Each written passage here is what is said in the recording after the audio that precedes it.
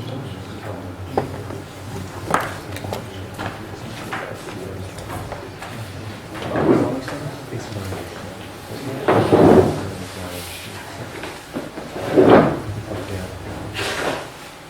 afternoon.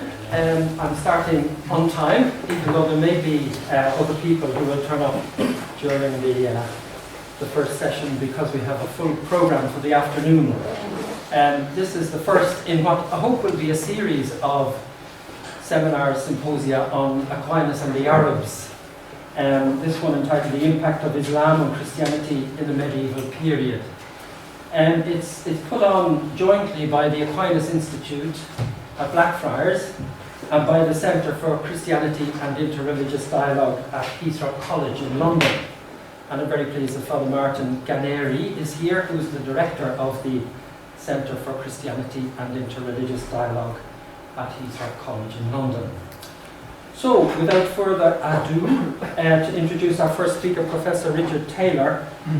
Well, let me just tell you that there will be a break after the first paper and response, and then we'll have the second paper and time for discussion. Okay? So the break will come about 3:30, I would say. Professor Richard Taylor is Professor of Philosophy at Marquette University in Milwaukee and is director of a project called Aquinas and the Arabs, which has a substantial presence, if that's the right word, substantial, on the internet, involving scholars from North America, Central America and Europe. But as he was explaining to me earlier, with the potential to expand and include scholars elsewhere who might be working on this area. And this year he's been a visiting professor at the DeWulf Mansion Center for Ancient and Medieval Philosophy at the Institute of Philosophy at the Katholieke Universiteit Leuven in Belgium. And today he's going to speak to us on Arabic Islamic philosophy in Thomas Aquinas' conception of the beatific vision in a text in his commentary on the sentences. Very good. Thank you. So this is going to be a text study, and you have copies in front of you. I'm told the fun with images will come later, the second presentation, and I'm very glad to hear that because eyes will be tired, I'm sure. Let me just begin because we have some hard work to do in medieval epistemology and in the Arabic tradition in order to understand what Aquinas, in a very sophisticated way, took to be the finest science of his day when he approached these issues. And what is going to be rather surprising, I think, in this for some, is that the fundamental method and understanding of the nature of beatific vision for St. Thomas is set up here in the commentary on the sentences, where he explicitly relies on a model from Averroes. Averroes, as I indicate in the course of the paper, mention of Averroes drops out after the De Veritate, but the doctrine remains the same all the way to the Summa Theologiae. So at the heart, my point in this is, at the heart of Aquinas' theology of beatitude, which is obviously central to Christian doctrine, is a model from Averroes. That is a model from the Islamic tradition, and that model is essential then to his construction of precisely how theologians should understand beatitude. I think that in itself is pretty remarkable. And that the young man, Thomas, in writing the commentary on the sentences, openly refers to Averroes as his model, is remarkable itself as well. But let me begin. It is well known that philosophical texts and ideas, analyses, and arguments from the Arabic Islamic philosophical tradition exercised influence upon the development of theological and philosophical thinking in Latin Europe in the 12th and 13th centuries and beyond. But too often the positive aspects of this influence have been eclipsed by the emphasis modern scholars have put upon the writings of Latin theologians arguing against reasoning received in the works of Avicenna, Averroes, and others of the classical rationalist philosophical tradition in Islam. Frequently, that emphasis has had its own ideological ends, yielding results that have been inappropriately led to the dismissal of the importance of the arguments and insights by Muslim and Jewish thinkers of the shared Abrahamic traditions of monotheism. Among the multiple purposes of the Aquinas and the Arabs project, in collaboration with the Comissio Leonina, are 1. The presentation of a sound and accurate understanding of the value of contributions of thinkers from the Arabic Islamic tradition to the development of theology and philosophy of Thomas Aquinas and other thinkers of his era and later in Europe. And 2, the proper appreciation and clear articulation of insights, concerns, and issues common among medieval thinkers of the Abrahamic traditions. This paper highlights and explicates an important contribution of the Arabic Islamic philosophical tradition to the theology of Thomas. Whatever. For at the very heart of his theology of the ultimate end of human existence, in the beatific vision, or seeing God face to face, parasension, in his earliest major theological work, the commentary on the sentences of Peter Lombard, Aquinas chose to draw upon the philosophers of the Arabic tradition in his explication of the nature of the key Christian theological issue of ultimate human happiness in the life to come. While the role played by the philosophers of the Arabic tradition is easily evident in the formation of the thought of Thomas on the beatific vision, for Thomas this issue is first and foremost a theological issue arising from various accounts of the accessibility or inaccessibility of the face of God to human beings in patria, that is, in the next life in heaven. In this article of his commentary on the sentences, we find Thomas composing his analysis in the aftermath of the condemnations of 1241. My commentator just arrived. The 1241, when William of Auvergne, Bishop of Paris, condemned the proposition that the divine essence cannot be seen by angels or human beings. Thomas follows this guidance and rejects a view inspired by the Neoplatonism of Dionysius and John Scott Euchena, an understanding more common in Eastern Orthodox Christianity, that the divine nature itself is ultimately hidden from creaturely view and essentially transcends human experience. Though we shall see Thomas mention Avicenna only briefly, early theologians had used the best philosophical science of their day, the philosophy of Avicenna, to reason the view that the divine essence itself is beyond direct human vision. In contrast, Thomas insists that the scriptural account asserting the direct intellectual vision of God be taken as true and not subject to any interpretive diminution or watering down as allegorical, symbolic, et alia. Furthermore, while fully recognizing that for Western Christianity this is a tenet of faith, Thomas still insists that its meaning can be cogently, rationally, and coherently explicated by the use of the philosophical sciences of metaphysics and rational psychology. In this, there are 2 things to note regarding his methodic use of philosophy and theological reasoning. First, here we find Thomas clearly using philosophical reasoning from the Arabic tradition to refute a theological teaching condemned in 1241, which he believed to be incorrect. In this case, the doctrine held by some who deny the human beatitude can consist in the veritable knowing of the divine essence. In this way, he makes it clear that philosophical methods have a place in the evaluation of theological reasoning. Second, we also find in his theology, Thomas unhesitatingly employs philosophical argumentation from the Arabic tradition of philosophy, and from that tradition extracts the very principle key to his explication of human beatitude in the intellectual apprehension and understanding of the essence of God, and the intellectual vision of God face to face. This is obviously remarkable for the understanding of the truly essential importance of philosophy in the formation of theological doctrine. But it is perhaps even more remarkable and worthy of special note that the solution of the issues at stake here Thomas found only through his careful study of the thought of the philosopher and Muslim jurist Averroes in the long commentary on the De Anima. There Averroes set forth his controversial doctrine that intellectual understanding on the part of individual human beings comes about only by means of separately existing immaterial intellects, the aged intellect and the material intellect. On the account of Averroes, these separate intellects come to be, quote, in the soul, quote, in human beings.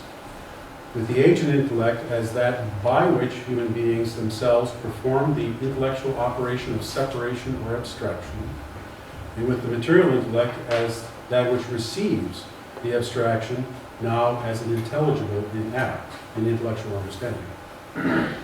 It is in virtue of these operations that human beings are denominated rational beings, for Averroes.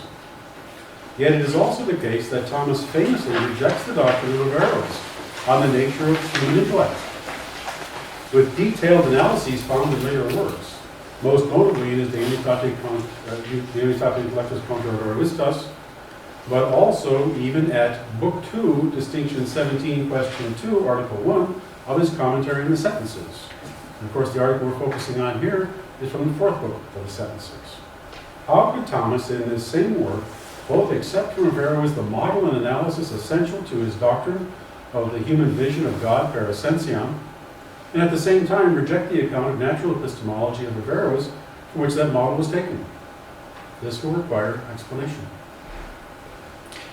My focus here is on the critical consideration that Thomas gives to teachings of the philosophers from the Arabic tradition as providing possible models for understanding how a separate substance, in this case God, can be a proper object of knowledge on the part of human beings in ultimate human beatitude or happiness, in the commentary in the Sentences of Peter Lombard, Book 4, Distinction 49, Question 2, Article 1. Whether the human intellect is able to attain to the vision of God in his essence. In the appendix, which you have, there as well the translation, I provide a complete English translation of the article made from a provisional Latin text of the article provided to me by the Commissia Leonina. This is better than any other available text. It certainly reads much better than the other available texts. In what follows here, I first provide an explanation of what it meant for the thinkers examined here to speak of knowing separate substances. And then I proceed to the analysis of the text of Aquinas. This analysis itself is then divided into two parts. The first part concerns models from the Arabic tradition rejected by Thomas. Namely, 2.1, the models provided by the 10th century Baghdad philosopher Al-Farabi and the 12th century Andalusian philosopher Ibn Bajjah or Ibn Pache. And 2.2, the model provided by Ibn Sina or Avicenna.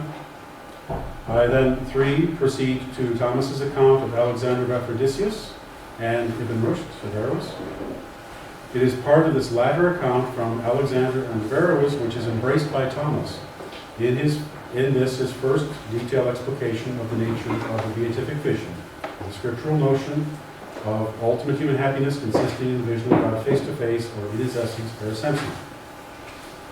In the course of explication of the analysis of Thomas, it will become clear that the accounts Thomas gives of Al-Farabi, Ibn Bajjah, Alexander, and Averroes came solely from his study of the long commentary on the De Anima by Averroes. Thomas's exposition of the model provided by Avicenna draws directly on the works of Avicenna. 4, finally, I'll provide a summary and a response to the question of how Thomas could both accept the model of Alexander and Averroes for his supernatural epistemology of the attitude in patria, and at the same time reject that view for natural epistemology in via. I'll then conclude with some remarks on the understanding and use of insights from the Arabic tradition by Thomas as a manifestation of an ongoing project common to philosophical thinkers of the Abrahamic traditions in the Middle Ages. So 1, knowing separate substances. What's meant by the notion of knowing separate substances in the Arabic tradition varies in details through all the accounts, but must be understood against the background of Platonic and Aristotelian thought. For Plato, this meant knowledge by an apprehension on the part of the rational soul of transcendent and separately existing forms as the ousiai, or essences, formally imitated by things in the perceptible world of sensation.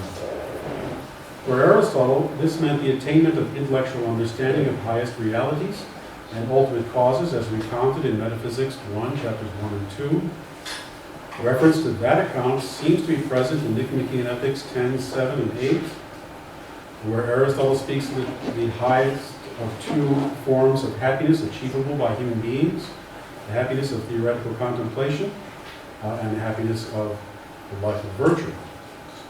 The nature of the transcendent immaterial entities known is indicated as immaterial through arguments in Physics 8, and is expressly explicated as divine substance eternally active in intellectual self-contemplation in Metaphysics 12 and Lambda. These two views are in a certain way combined, as Plato and Aristotle's views are in a certain way combined in the Platinian conception of transcendent nous or intellect as the entity containing all the forms, a notion conveyed to the Arabic tradition in the Platiniana Arabica and in writings from the late Greek Neoplatonic tradition. The early Arabic philosophical tradition sometimes followed a late Greek tendency to find a certain harmony between the views of Plato and Aristotle. And it's under this influence that Al-Farabi constructed his metaphysical account of emanation and intellection. It's been easy so far, now the epistemology gets really complicated. Combining the Platinian, also Al-Farabi, combining the Platinian notion of a separate intellect full with forms and the Aristotelian notion of an unmixed positive intellect and act, discussed in De Anima 3.5, Al-Farabi set forth the doctrine of agent intellect as the last in an emanative hierarchy reaching from the first cause, or God, to the sphere of the moon. The understanding of intelligibles by the human intellect comes about through abstraction or extraction of the intelligible and potency from what has been provided by the external and internal senses of the individual human being. As Al-Farabi makes clear in several other works, human intellectual understanding takes place thanks to something, in that, he doesn't say exactly what it is, but that's what he calls it, just something, which is a power of abstraction provided to the human soul by the agent intellect. With this power, the individual human being, by means of its own intellect, is able to extract, or transfer, the intelligible from its mode of existence as individual in the particulars of sensory perception to the immaterial mode of existence appropriate for intellectual understanding. In the account by Al-Farabi, the human receptive intellectual power called material intellect in the Arabic tradition, following Alexander of Ephesus in the language, or later called possible intellect by Aquinas, is responsible for the activity of abstraction, insofar as the rational soul is made receptive of the intelligible as immaterial.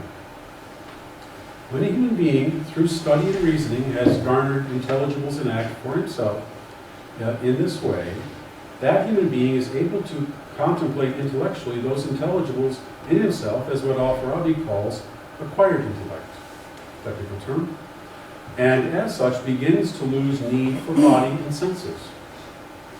When all the intelligibles have been amassed by the rational soul, the soul comes to fulfillment and realization of itself as an intellectual substance.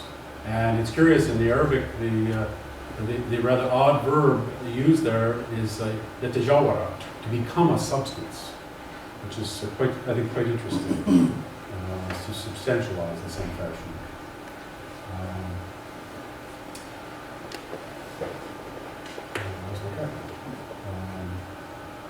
Okay. When all the intelligibles have been amassed by the rational soul, the soul comes to fulfillment, and I read that. Okay. And then the soul rises up, and when it's fulfilled in this way, it rises up to the level of the agent intellect, to be near the level of the agent intellect. For Al-Farabi, then, knowing separate substances consists in knowing abstracted intelligibles, knowing the intellect of the rational soul, and also knowing the immaterial agent intellect insofar as it is both one, provider to human beings of a power by means of which abstraction is accomplished by human individuals, and two, as ultimate cause of all forms in the sublunar realm. In its most transcendent form, intellectual understanding or knowing results in the individual human intellect or rational part of the soul being at or near the level of the agent intellect. Al-Farabi even goes so far as to say that this is the real meaning of the religious notion of the afterlife, namely knowledge. However, He does not hold that knowledge of the age and intellect is a direct apprehension or epistemologically uniting. However, Thomas gives no evidence of having read this in the teachings of Al-Farabi, and the account of this in Al-Farabi by Averroes provides a different interpretation. In the long commentary on the De Anima, Averroes reports a second, more radical view Al-Farabi is said to have held in his lost commentary on Nicomachean Ethics. On that reported account, knowing separate intelligibles is something beyond human abilities, though precisely what Al-Farabi meant cannot be determined with certainty through the available indirect sources. 2.2, Ibn Bajjah. For Ibn Bajjah, the knowing of separate substances takes place after the rational soul has exercised its powers in various levels of intellectual abstraction and finally attains a conjunctive unity, or ittisal, with the transcendent age and intellect in a process ultimately derived from Plato's account of dialectical movement through ideas, in ideas, to ideas, in the discussion of the divided line of the Republic, Book 6. Ibn Bajjah understands human beings to exercise powers of abstraction on various levels of normal human existence in the formation of notions more and more general, leading all the way up to the sciences. But these abstractions can capture no more than what is present in the imperfect individual forms which the human being experiences, since none have the fullness of the ideas they represent. He describes this in his work Governance of the Solitary as follows. The philosopher must perform numerous particular spiritual acts, but not for their sake, and perform all the intellectual acts for their sake. The corporeal acts enable him to exist as a human. The particular spiritual acts render him more noble, and the intellectual acts render him divine and virtuous. The man of wisdom is therefore necessarily a man who is virtuous and divine. Of every kind of activity, he takes up the best only. He shares with every class of men the best states that characterize them. But he stands alone as the one who performs the most excellent and noblest of actions. When he achieves the final end, that is, when he understands simple, essential intellects, which are mentioned in the Metaphysics on the soul and on sense and sensibility, he then becomes one of those intellects. It would be right to call him simply divine. He will be free from the moral, sensible qualities as well as from the high, particular spiritual qualities. It would be fitting to describe him as pure divine. That's Ibn Bajjah, rather enthusiastic. So somehow for Ibn Bajjah, subsequent to exercises of abstraction, the soul comes to become intellect and rise through the dialectic of ideas to the level of the age and intellect to achieve a unity with it. For Ibn Bajjah, the end of human existence is the attainment of unity with the age and intellect as the attainment of a level of divinity, and the means to this are acts of intellectual development. 1.3, Avicenna. For Avicenna, who based his own version of the emanative scheme on that of Al-Farabi, the age and intellect is the cause of all the forms emanated to constitute the things of the world, and also the cause of the intelligibles known by human beings. For the rational soul, knowing consists in what he characterizes variously using the metaphors of uniting the tisel with the separate age and intellect, or of emanation, phi, received from the separate age and intellect in the apprehension of the intelligible forms of the world which exist primarily in the age and intellect. According to the teachings of Avicenna himself, intellectual understanding takes place in a coinciding twofold process, beginning with the preparation of the soul for the reception of forms, with the human abstractive process, tajrid, forming pre-noetic forms from particular experiences garnered by the external and internal senses in the sublunar realm. When the soul is in this way suitably prepared or disposed, the intelligible form is then emanated from the age and intellect. In this, Avicenna combines the Aristotelian approach that finds the foundations of knowledge in the sensory apprehension of the forms of things with the Neoplatonic approach, like that found in the Platoniana Arabica, that locates all intelligible essences in transcendent intellect. The preparation of the soul is the particular human being's exercise of the external and internal senses in orienting the rational soul for its reception of intelligibles, which can only truly come from the agent intellect. However, we must keep in mind that for Avicenna, emanation must be understood as a metaphor for a process he also describes as a conjoining and uniting of the agent intellect. This view entails that the rational soul lacks intellectual memory for Avicenna, and so in each act of knowing, the soul must receive the emanation or make a conjoining again with the agent intellect. In this context, knowing separate substances as scientific knowledge of forms separate from matter and particularity consists in connecting with the agent intellect to receive, somehow, an emanation of the intelligibles present in it. This fits well with Avicenna's rejection of Aristotle's view that knowledge involves an identity of knower and known. For Avicenna, the intelligibles that come to be in the human intellect are not the unique forms themselves in the agent intellect, but representations of the forms that in some way share in or participate in a derivative way those forms in the agent intellect, for the intelligible content they possess. Hence, as the forms constituting the world literally must emanate from the agent intellect, the intelligible forms too must emanate from the agent intellect to account for human intellectual understanding. As we shall see, Thomas understood Avicenna in accord with the metaphor of emanation. 1.4, Alexander of Ephesus. For Alexander of Ephesus in the De Intellectu, knowing separate substance in intellectual understanding consists in the formal presence of the transcendent agent intellect, which identifies with God, in the perishable human soul for the apprehension of intelligibles and the apprehension of that presence in the soul. In his paraphrase of the De Anima, Alexander also understands that the power of human intellectual understanding comes from outside and is not wholly intrinsic part of the human soul. As we shall see, Averroes, again, the sole source of information on the view of Alexander for Thomas on this issue, as discussed in the commentary on the sentences, Averroes finds in Alexander, as well as in Themistius, who is not mentioned by Thomas in this regard, finds the doctrine of the formal presence of the extrinsic agent intellect in the knowing human soul. 1.5, Averroes.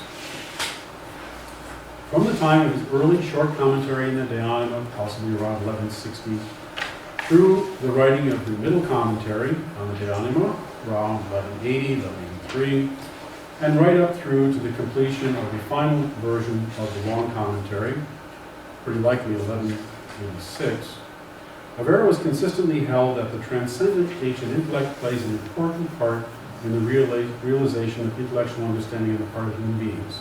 Again, a view common to the Greek and Arabic traditions. In all three of these commentaries, Averroes characterizes this role as one in which the agent intellect is surrelinat, formed for us. Such a characterization in a general way is certainly appropriate, since the tradition held commonly that a transcendent agent intellect played a role in the actualization of the formal content of intelligibles in the human mind.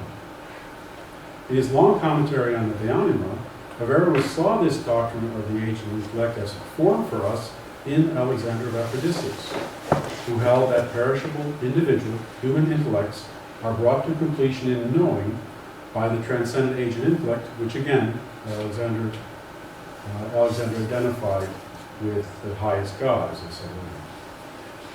Averroes analyzed the teachings of Themistius and also found that this Greek commentator as well holds that the transcendent agent intellect is formed for us. However, the true meaning of the teaching becomes clear when Averroes provides a critical analysis of the account of Al-Farabi. As indicated earlier, for Al-Farabi, the agent intellect plays a crucial role in human intellectual understanding and in the perfection of human substance at the highest levels by providing something, by means of which the human intellect is able to perform the activity of abstraction or transference of intelligibles from the level of intelligibles in potency in human imagination to the level of intelligibles in act in individual human material or receptive intellect. However, according to Averroes, the teaching of Al-Farabi was that the agent intellect was only an extrinsic, efficient cause acting on human beings in such a way as to make possible abstraction and intellectual understanding. As such, the individual human being is not the acting efficient cause in the intellectual understanding. As Averroes puts it, the agent intellect's, quote, relation to a human being will be only the relation of the agent to the human being, not a relation of form. That is, it will be the agent intellect which abstracts intelligible forms for the human intellect, instead of this process taking place through an intrinsic formal cause in the individual human intellect.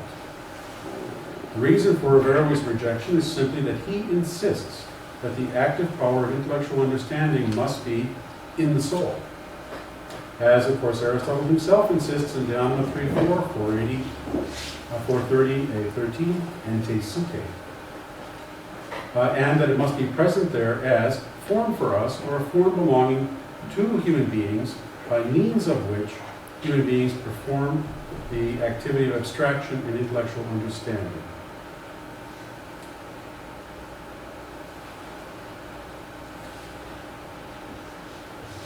Well, it's interesting, you have a note to yourself on the side of the page, you can't read it. Okay.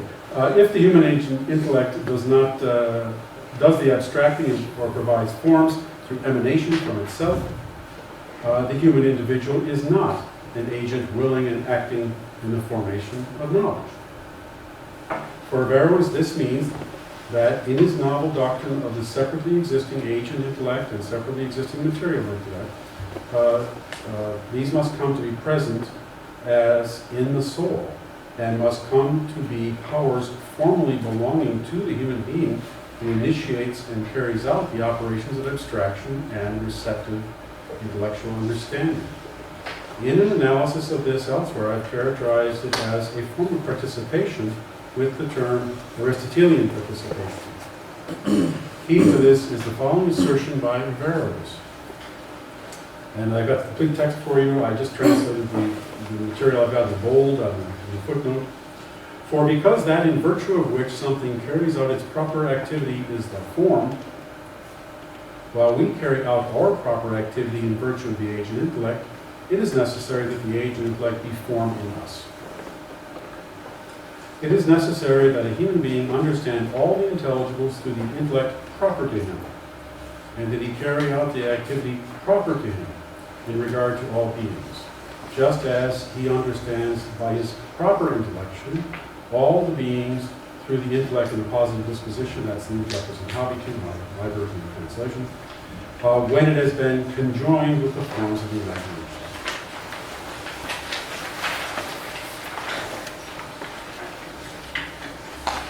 Here Averroes criticizes Al-Farabi and asserts that one must hold not that the agent intellect is an efficient cause acting on us, but rather that it is formed for us acting intrinsically in us, since we are ourselves knowers by our voluntary actions.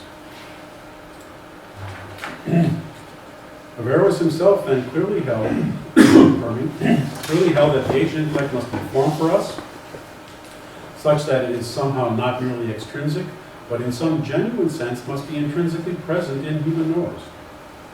For him, the agent intellect is 1, form for us, as 2, intrinsic to the human soul, and yet also 3, ontologically distinct in its own eternal existence. Further, the agent intellect is 4, available to us to be put to use by our will. Elsewhere, I've argued that this issue can be resolved if Averroes is understood to frame his understanding in light of the study of Themistius and notions from the Neoplatonic tradition found in Themistius.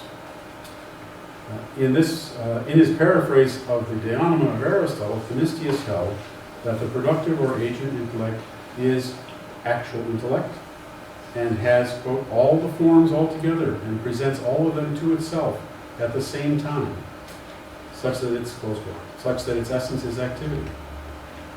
However, For Themistius, the human actual intellect does not have of itself the intellectual power for abstraction, but rather must be empowered by, combining with, being taken over by, or being illuminated by, the transcendent, productive, or agent intellect in order to come to exist in the soul as united with the potential intellect. Abstraction or separation of the intelligible and potency takes place when the productive or agent intellect penetrates and takes over the human actual intellect, such that intelligibles in potency, present in the imagination, can be converted to intelligibles in act. In contrast, Averroes himself followed the Arabic tradition, holding that there is a single transcendent agent intellect, not individual agent intellects for human beings, and did not give serious consideration to the notion that each human being has his or her own particular abstracting agent intellect or actual intellect. Also, unlike Themistius, Averroes does not consider the agent intellect to function as containing all forms. Still, Averroes does find in Themistius this notion of the agent intellect functioning intrinsically in the human soul, and describes this as the agent intellect acting as form for us, in such a way that it is not only an efficient cause in abstraction, but is actually in us as form, such that it is we who are abstracting and knowing, thanks to its presence and activity intrinsic to the soul. The same is the case for the receptive material intellect as well, according to Averroes. For intellectual understanding involves not just abstraction, but also the reception of the intelligible, transferred from the mode of being of an intelligible in potency to the mode of being of an intelligible in act. Insofar as the intelligible in act is no longer a determinate particular, but rather an immaterial intelligible, capable of being predicated, etc., it requires an immaterial subject to receive it. This subject is the material intellect, which is shared by all human beings, simply because there must be one set of intelligibles in act shared by all human beings for common knowledge, science, and discourse. Another notion taken directly from Themistius by Averroes. Hence, the philosophical framework within which Averroes conceptualizes agent intellect as form for us is one which permits a transcendent and extrinsic power of an essential source, the power of intellectual abstraction and understanding, to be shared in an intrinsic way. Averroes recognized or rejected for himself what he perceived to be Platonic elements, such as recollection and a presence of forms outside the soul, in the thought of Themistius. Yet Aristotle's account of the separate, unaffected, unmixed, and essentially active agent intellect at Theonema 3.5 required that the agent intellect be in some way intrinsic to the human soul as an essential part of the distinctive definition of the human being as rational. Remember, Aristotle says, ente suke, it's in the soul. The account which Averroes ultimately provides, then, contains key components from Themistius. In particular, one, the essential combining, uniting, or sharing, we might say participating, but Averroes would never call it that because he rejects Platonic participation, of human intellect in the intellectual activity of the transcendent, external, and ontologically distinct agent intellect in the activity of abstraction, insofar as the agent intellect is in the soul, that's repeated several times in the commentary on the Anima by Averroes, and form for us, such that we are active by will and essential in the production of our own intellectual understanding. And two, the notion that there must be a single collection of intelligibles in act shared by all human beings. That's what he takes from Themistius. For Averroes, the requirements that we be the agents in our own thinking, and that the power by which we think be intrinsic, yielded the conclusion that the agent intellect must be present as our proper form for these activities to take place. That is, the very nature and actuality of the transcendent agent intellect must be shared or participated by us essentially, in the fullness of its intellectual power, for the sake of abstraction. Though Averroes, again, does not use the language of participation to describe this. The same presence in the soul is required for the receptive material intellect as well, for Averroes. Now that the key teachings, that I mentioned that the interpretation that Averroes gives of Al-Farabi is not correct, too. We'll come back to that a bit later.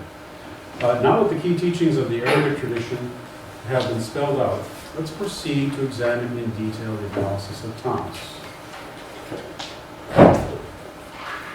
What I'm trying to convey with this too is Thomas understood all of that, and that's an awful lot to understand for a young man writing his commentary on the sentences. Understood it remarkably well. And so too, Thomas and the rejected models from the Arabic Islamic philosophical tradition, 2.1 Al-Farabi and Ibn Bajjah al-Pacha. In the text and translation, now I'm going to go through the text and translation here as well. That's why I've lettered the sections with large capital letters. In the text and translation of what I labeled section A of his response, Thomas immediately asserts that the Christian view that, quote, the ultimate end of human life is the vision of God, close quote, should be understood to be precisely parallel with the assertion of the philosophers, quote, that the ultimate happiness of human beings is to understand substances separate in being from matter. So he immediately goes right to the philosophical interpretation of the Arab philosophers as well. For there are philosophers as well as theologians who hold that, quote, vision of God in his essence, close quote, is not possible in the present life. From among the philosophers, Thomas cites the view of Al-Farabi recounted by Averroes in the long commentary on the De Anima. But as I said, the interpretation of Al-Farabi as conveyed by Averroes to Thomas is only partially correct on the issue of the involvement of the age and intellect in human knowing. According to Averroes, for Al-Farabi, knowledge of intelligibles comes about when the separately existing age and intellect acts as an extrinsic, efficient cause, providing assistance to the human soul to enable the transference of the intelligible and potency in the object sense to the level of, from the level of particularity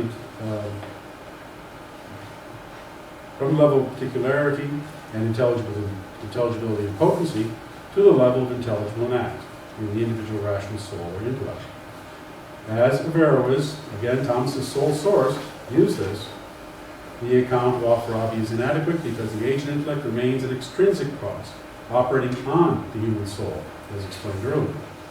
The notion of a genuine abstraction of intelligibles from sensory experience is something adopted by Averroes, and through Averroes by Thomas, though Averroes does not properly recognize that for Al-Farabi the action of abstraction is done by the human being with the power provided by the age and intellect.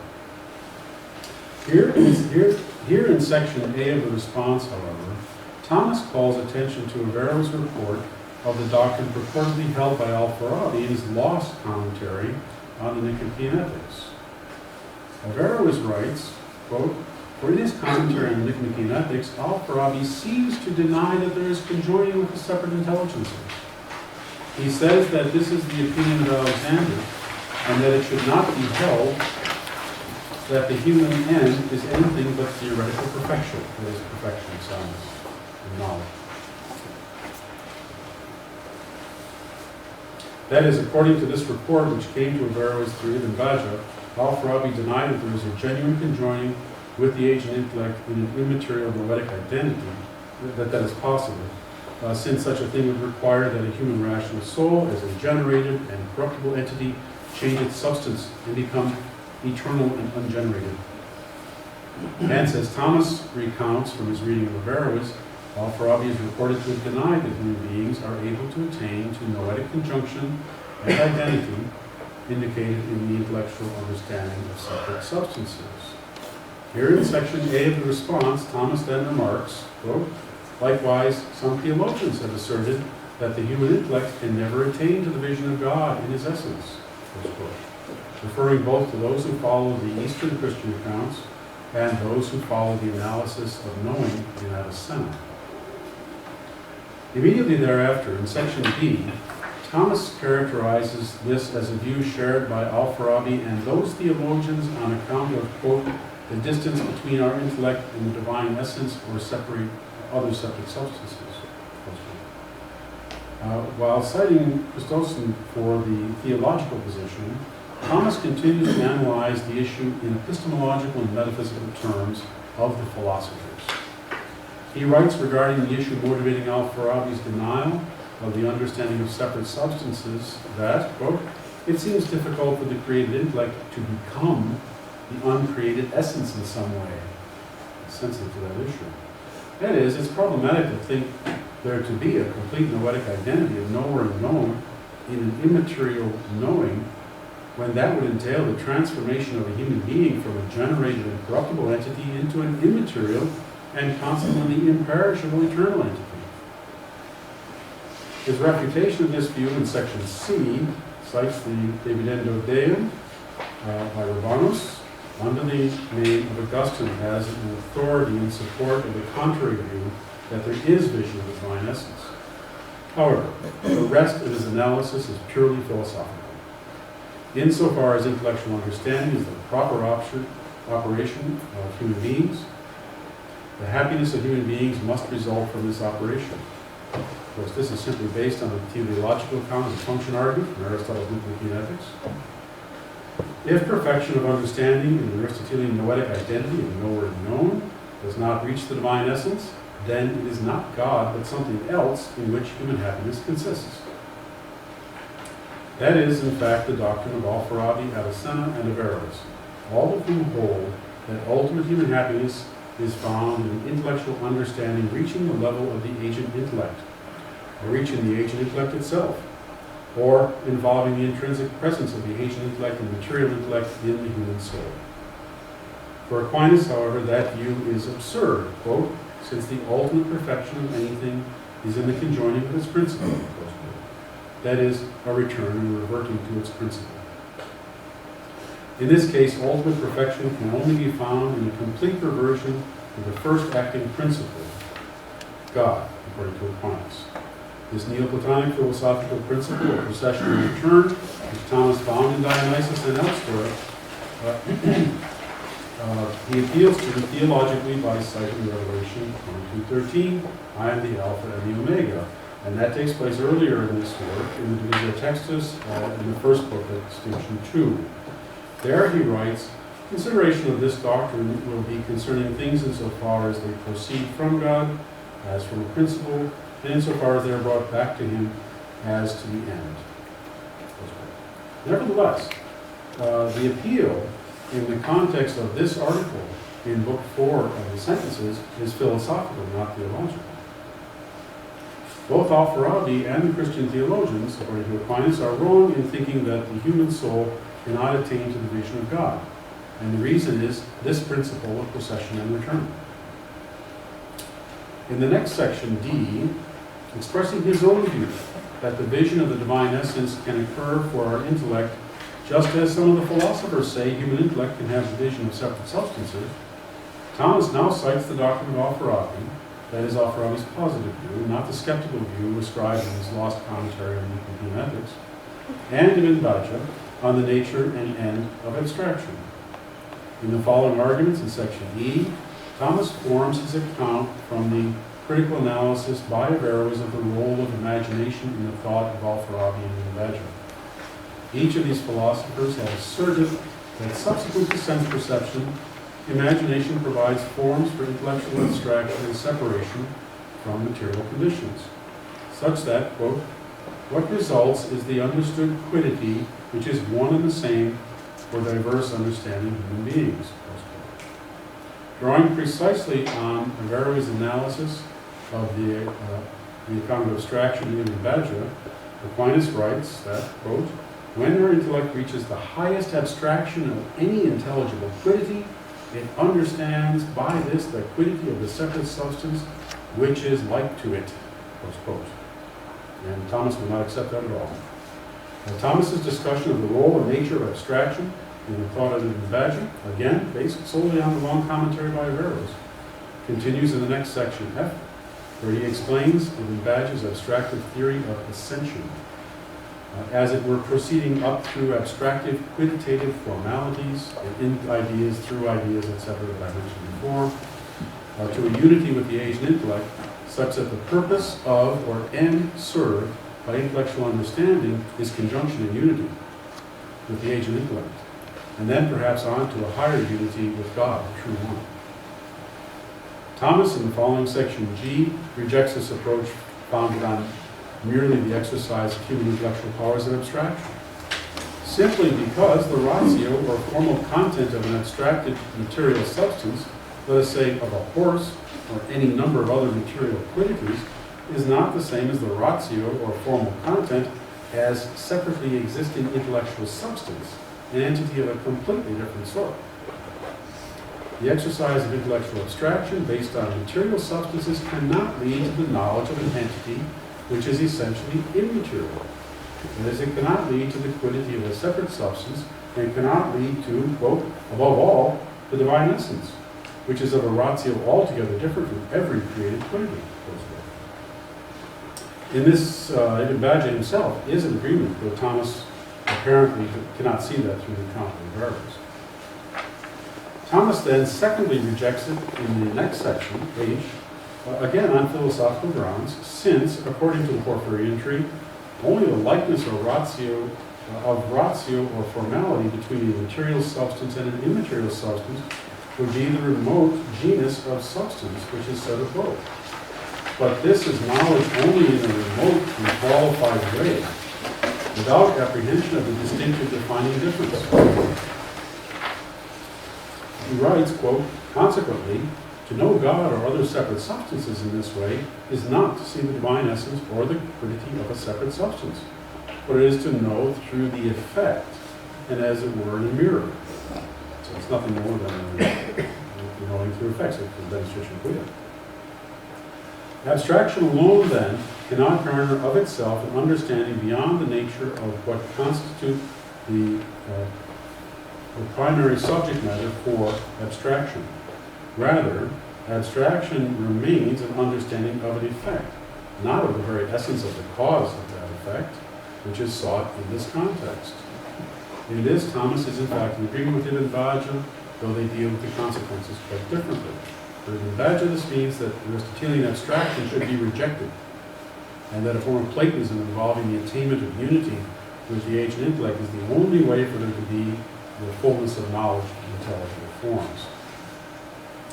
So 2.2, Avicenna.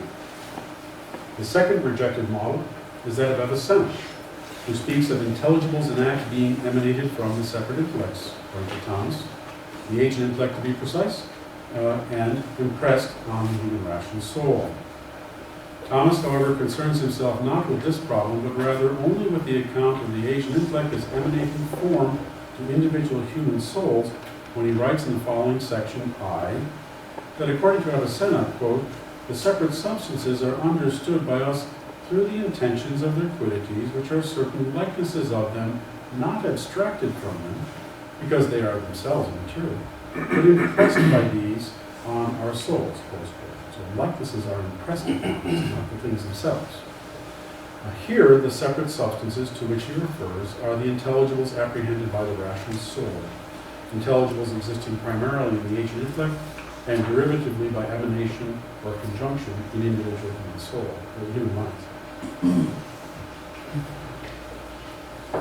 In section J, Thomas rejects this Avicennian approach because of the principle that, quote, everything which is received in something is in the mode of the recipient, quote, which yields the problematic consequence that, quote, the likeness of the divine essence impressed by it on our intellect will be through the mode of our intellect, close quote. That is, what will be in the human intellect will be imperfect and diminished in accord with the mode and nature of our imperfect human intellects, and not in accord with the divine essence as it is in itself. In this way, even if the ratio or formal notion of the divine essence is present in human intellect, it will be present there not as it is in itself, but rather in accord with the recipient's own incomplete and weaker mode of perfection, as if the human intellect were to have a small bit of whiteness in regard to what has in itself a great deal of whiteness. That's his injury. Moreover, section K, this Avicennian way is said to be inadequate if it attains only to the ratio of the genus, as discussed earlier, and it is inadequate if, quote, it concerns the same ratio of the genus, but only according to analogy. Here, Thomas's concern is more clearly expressed when he writes the following. Similarly, when the intellect understands some quiddity, it's necessary that the likeness of its ratio and species come to be in us, although perhaps the mode of being of each is not the same. The form existing in intellect or in sense is not the principle of knowing according to the mode of being it has in each, but according to the ratio in which it shares with the exterior thing. This is a natural one.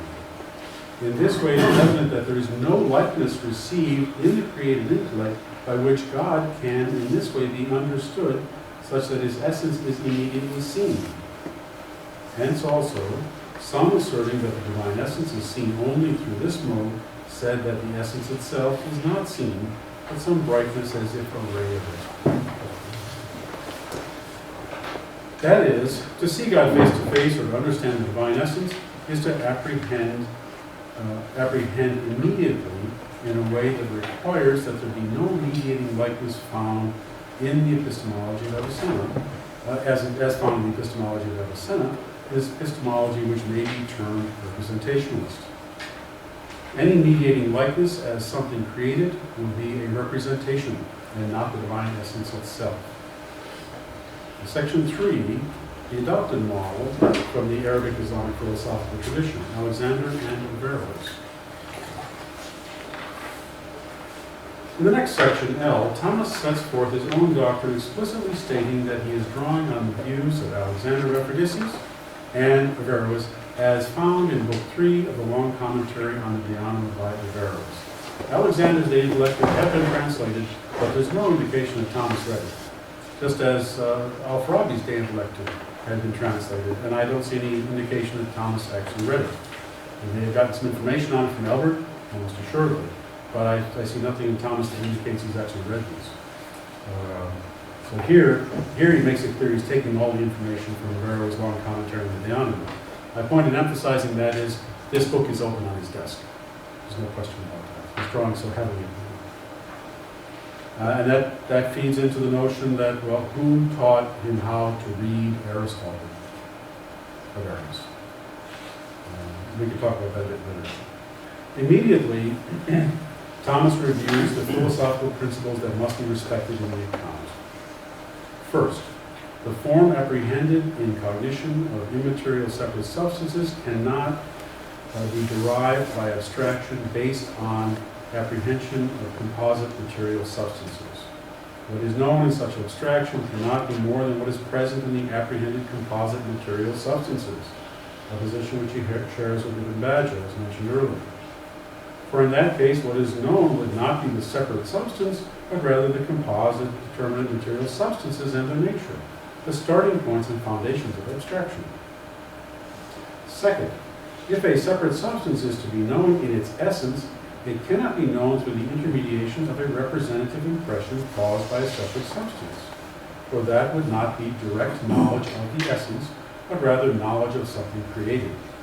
Hence, as Thomas puts it, quote, rather, it is the separate substance itself, which is conjoined to our intellect as form, so that it is what is understood and that by which it is understood. Quod intelligitur and quod intelligitur. This is God. In the context of this discussion of Thomas of knowing separate substances, the doctrine of Averroes is read by Thomas as requiring that separate intellects be both that by which we know qua intelligitur, the separate intellect, that is, that it be formed for us as intrinsic to the soul, and that it also be that which is known qua intelligitur, that is, the apprehended object of knowing. In the teachings of Averroes, this would correspond to the notion that the powers by which knowing takes place, qua intelligitur, are the separate agent intellect and the separate material intellect working together.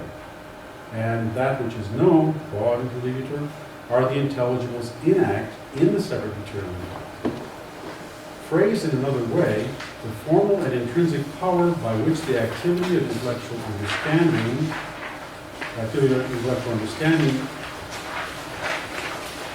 takes place are these cooperating separate intellects and the objects of that intellectual understanding consist of the intelligibles in act in the material intellect.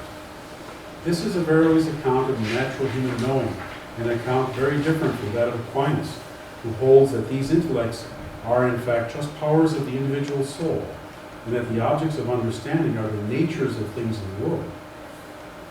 In taking over this model, Aquinas understands God's very own divine essence as the lumen gloria, that functions as that by which we understand, corresponding to the agent intellect, or better, agent intellect and material intellect working together in Averroes, and as also the very thing which is understood, corresponding to the abstracted intelligibles that come to exist in the material intellect in Averroes. In the next section, M, we see that Thomas insists that in the vision of God, in his essence, that by which the vision takes place, qua intelligible, must be the divine essence itself. He stresses that this is not to be understood as in natural philosophy. He writes, quote, "Indeed, it ought not to be understood as if the divine essence is the true form of our intellect, or that out of this and our intellect simply one thing is made, as in natural things made from natural form and matter." That is, the divine essence should not be understood to become ontological, the very form constituting human intellect, and carrying out the operation of intellectual understanding. Were that the case, it would be God knowing God, and not a blessed human being in heaven knowing God face to face. Instead, Aquinas writes, quote, "Rather, it should be understood to come about because the relation of the divine essence to our intellect is as the relation of form to matter. For whenever there are any two things of which one is more perfect than the other, and these are received in the same recipient, there is a relation of one of the two to the other, namely of the more perfect and the less perfect, as is the relation of form to matter." As Thomas. That is, it's not appropriate to use the language of matter and form to characterize the perfection of one thing by another. Not inappropriate, pardon me. That's not inappropriate. Thomas takes this principle from several passages in Averroes' long commentary, among them the following two. First, quote, "For with respect to every activity which has come to be from the gathering together of two different things, it is necessarily the case that one of those be, as it were, matter and instrument, and the other be, as it were, form or agent. The intellect in us, therefore, is composed of the intellect which is in positive disposition," that's my version of the intellectus in habitum, "and the agent intellect, either in such a way that the propositions are, as it were, matter, and the agent intellect is, as it were, form, or in such a way that the propositions are, as it were, the instrument, and the agent intellect is, as it were, the efficient cause. For the disposition is similar in this case." That's one text. And the second text, it's even more evident in Aquinas is getting this. And there are more as well. The second text is this, from Averroes. "When this conjoining in us between the agent intellect and the material intellect has been established, we will be able to find out the way in which we say that the agent intellect is similar to form, and that the intellect, which is in a positive disposition, again, the intellect is habitu, is similar to matter. For in regard," here's the principle, "for in regard to any two things of which one is the subject and the second is more actual than the other, it is necessary that the relation of the more actual to the less actual be as the relation of form to matter. With this intention, we say that the proportion of the first actuality of the imaginative power to the first actuality of the common sense is as the proportion of form to matter."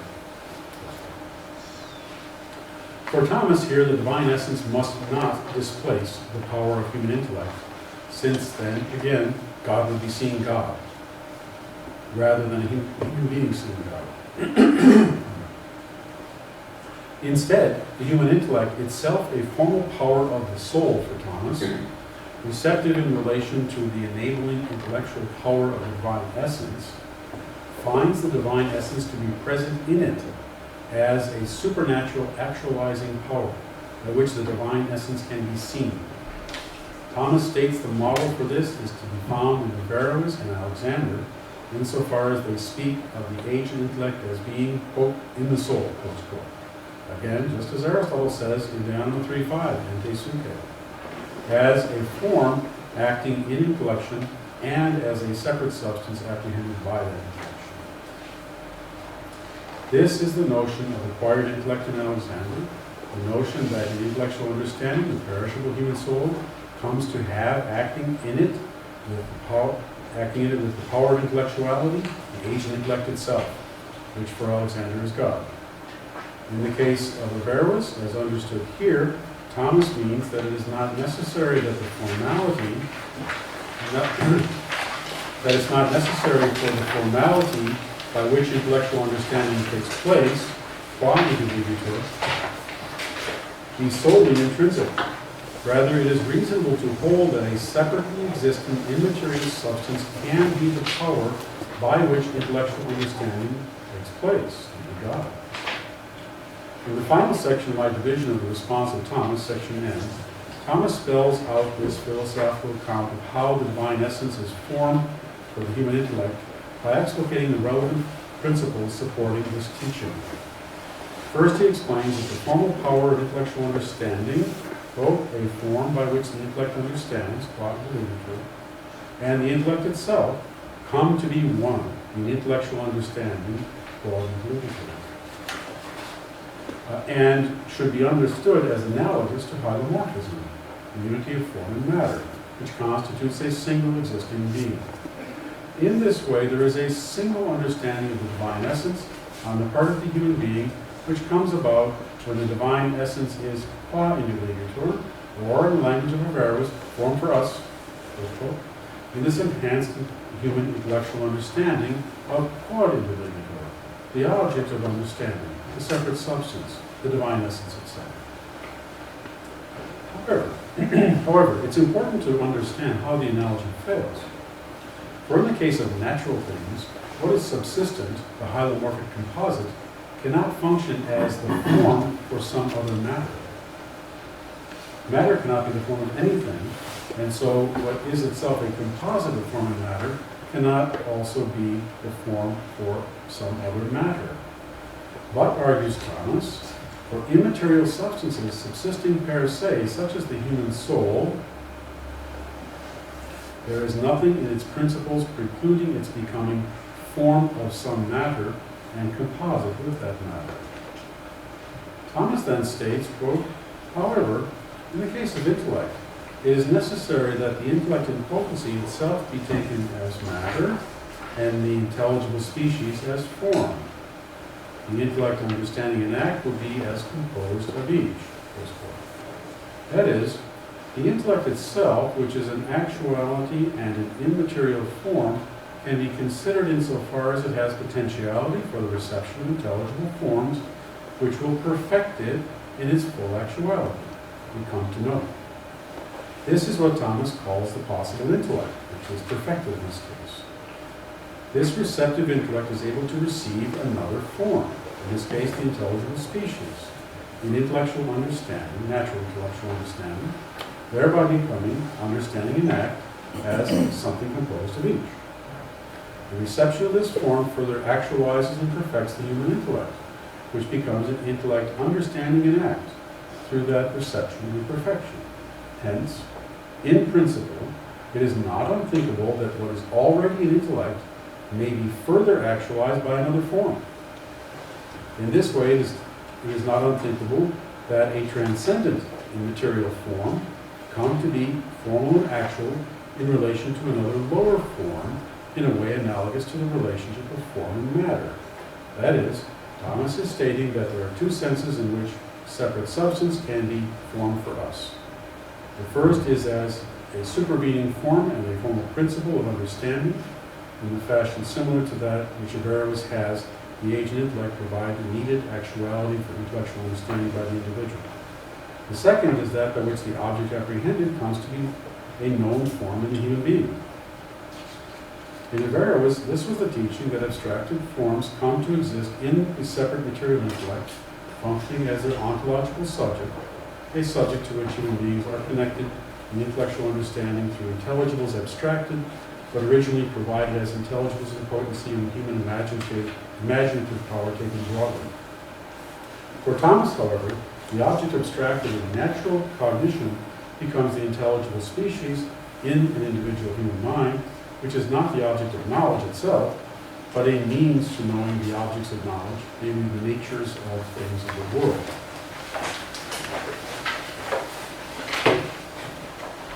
Hence, we see there are models showing how what is form and intellect can receive another form and perfection. And how can this be understood in the case of some immaterial subsisting substance which is not in matter, but is at once intelligible and intelligent? Thomas then states a principle from Aristotle's Metaphysics. And he writes, however, any given thing is intelligible insofar as it is an act, not insofar as it is in potency, as is evident in Book 9 of Aristotle's Metaphysics. And that's not in Book 9 of Aristotle's Metaphysics. In fact, it's not, you can put it together from Aristotle, but it's not explicitly Aristotle as far as I can find. And I talk about that in the footnote. The footnote indicates then that Thomas was drawing upon Averroes' commentary on metaphysics there as well. This Thomas cites to set up his assertion that this doctrine can apply to the divine essence acting in the human intellect. Quote, the divine essence is pure act. Given that the divine essence is pure act, it must be pure intellect, and hence must be capable of being in the human intellect as its form, as Averroes and Alexander, as understood by Thomas, assert is the case when the human intellect is in the activity of intellectual understanding. However, what is an immaterial form per se is a form which is immediately intelligible per se. In this case, there is no need for abstraction and separation of the intelligible form from matter. Hence, since the divine essence is itself pure act, then Thomas concludes that, quote, it can be a form by which the intellect understands, and this will be the beatific vision.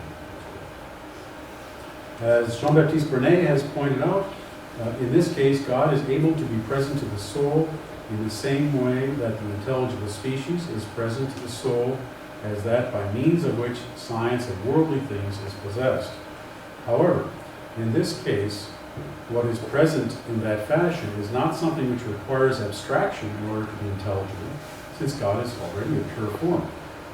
Here, Thomas has passed beyond the accounts of Alexander and Averroes to present his own teaching, for Alexander did not propose that God is the direct object of intellectual understanding, nor did Averroes assert that there is a direct intellectual cognition of the agent of material intellects.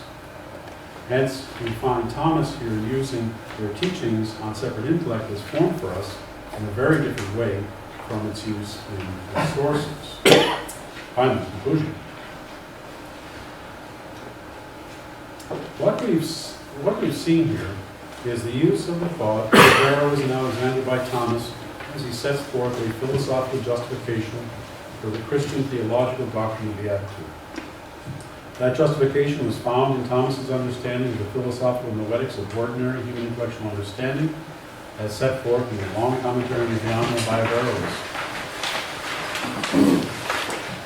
Other accounts, such as those of Al-Farabi, Ibn Baj, and Avicenna, were rejected as unsuitable models, since they involve either denial of an intellectual understanding of separate intellectual substance, or a denial that such an intellectual understanding can take place directly without intermediate representation. Thomas also expounds this doctrine and names Averroes explicitly in an account in the De Veritate, question 8, Cognition of Angels, Article 1, entitled Whether Angels See God in His Essence. And of course, there he addresses the question whether any created thing can see God in His essence. There, Aquinas reasons that the attitude consisting of intellectual vision of God is the most perfect operation of a rational creature. Using the notion that the ultimate perfection of anything involves its return to its principle, he explains that, since faith teaches that God creates all rational creatures immediately, hence it is necessary, according to faith, that every rational creature that every rational creature that reaches beatitude see God in His essence. He later mentions Averroes and not Alexander as the source for the key notion. Here is De Veritate, writing the following. How a separate essence can be joined to the intellect as form, the commentator, Averroes, shows as follows in Book 3 of his commentary on the De Anima.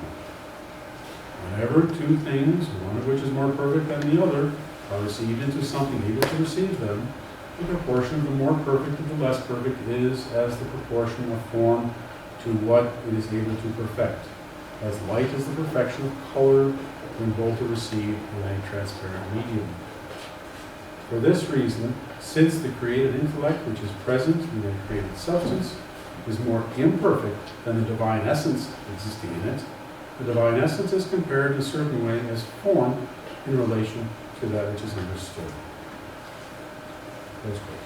The doctrine of Thomas remains the same in later works, so the importance of Averroes for the formation of Thomas's account of beatitude persists. However, as Jean-Baptiste Brenet points out, reference to Averroes regarding his teaching disappears with the Summa Contra Gentiles. As I indicated in a footnote, in an early draft, we have that of Aquinas. We have some material from the Contra Gentiles. In the early draft, he keeps Averroes in the mention. The final version, Averroes is not mentioned, and Averroes will never be mentioned again in this regard to this doctrine again. However, it would seem that precisely the sort of epistemological solution that Aquinas permits here for the understanding of intellectual understanding of seeing God in his essence or face to face is the very epistemological solution Thomas altogether rejects in other works when analyzing the epistemology of Averroes. Elsewhere, Thomas insists that the agent intellect and the material intellect cannot be separate in being because these powers of knowing must be intrinsically present in the human knower. Otherwise, the knower would not be the human being, but the separate intellects. It is this problem to which several 14th century supporters called attention when they raised the issue of whether this teaching of Aquinas is in contradiction with his own critique of Averroes. They went back to the sentences and looked what he had to say there on the end. For the present, however, I would suggest that the context is different and the purpose as well here. For here in the commentary on the sentences, Thomas is speaking of the supernatural involvement of God in enabling a vision of the divine essence by the blessed in patria, in the afterlife. The context is not that of natural human knowing in via in the natural world. Hence, what we find here is not so much something in contradiction to the critical rejection of Averroes' view of natural knowing in via, that Thomas vehemently set forth repeatedly, as rather an instance where the form for us account Thomas saw in the natural accounts of Averroes and Alexander is found by Thomas to be suitable as a model for understanding the non-natural, indeed supernatural vision of the divine essence promised for the afterlife in Scripture as ultimate human beatitude. Here in the account and commentary on the sentences, Thomas is not philosophically proving the nature of the final end of human beings to be the beatific vision. That would require a much more thoroughly argued teleological account. Rather, here Thomas begins with the Christian theological doctrine, assumed as true by faith, and draws deeply on the Arabic and Greek philosophical traditions to provide a consistent account of just how that theological teaching may be understood cogently. As I see it, this constitutes just another instance of the work of thinkers of the Abrahamic tradition as they negotiate their way toward a more thoughtful conciliation of revealed religion and natural human reason. The same is found in very differing ways in Al-Farabi, Ibn Bajjah, Avicenna, and Averroes, even if their negotiations were more rationalist in character than would likely suit Aquinas and others of the Latin tradition. Still, all of these thinkers held for the existence of one first cause and ultimate principle of the universe as God, and each in his own way asserted that understanding of the first cause,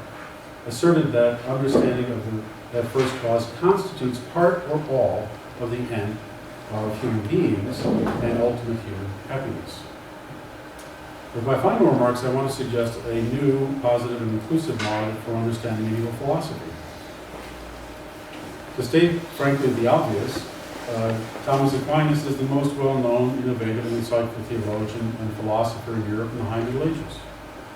and in various ways his teachings and methods continue to nourish theological and philosophical thought even today. However, it is less broadly known and less well documented with precision that the thought of Thomas himself was very profoundly influenced by his engagement with philosophical teachings arising originally in the Arabic Islamic philosophical tradition in such diverse places as Baghdad, Cordoba, Cairo, and Bukhara.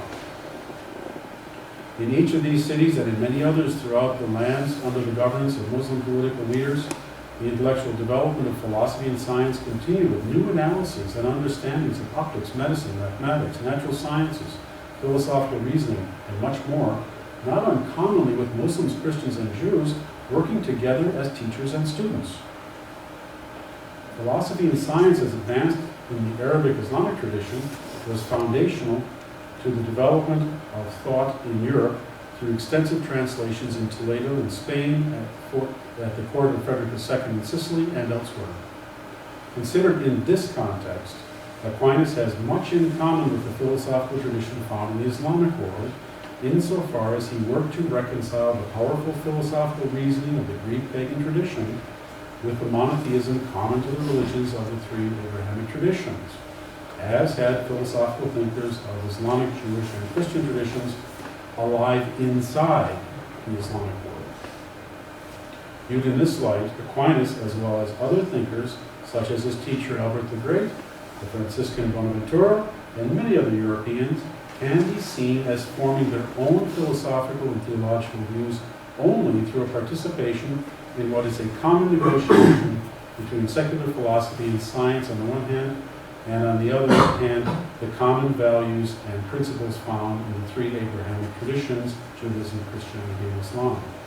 Viewed in this way, the unproductive model of conflict, clash, and attack among representatives of the Islamic, Christian, and Jewish philosophical traditions should be put aside as inadequately descriptive of the historical reality.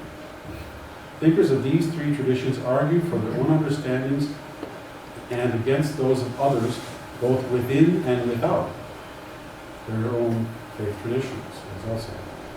That is rigorous argument, disagreement, refutation, and defense of philosophical and theological positions were the common methods used inside each of the three traditions, and should be seen as the method by which philosophical and theological understanding advanced in sophistication and insight. The more appropriate encompassing model is that of a common endeavor by philosophers and philosophical theologians of the three traditions to conciliate and reconcile secular science with the common principles of the three Abrahamic faiths, Judaism, Islam, and Christianity. Thank you.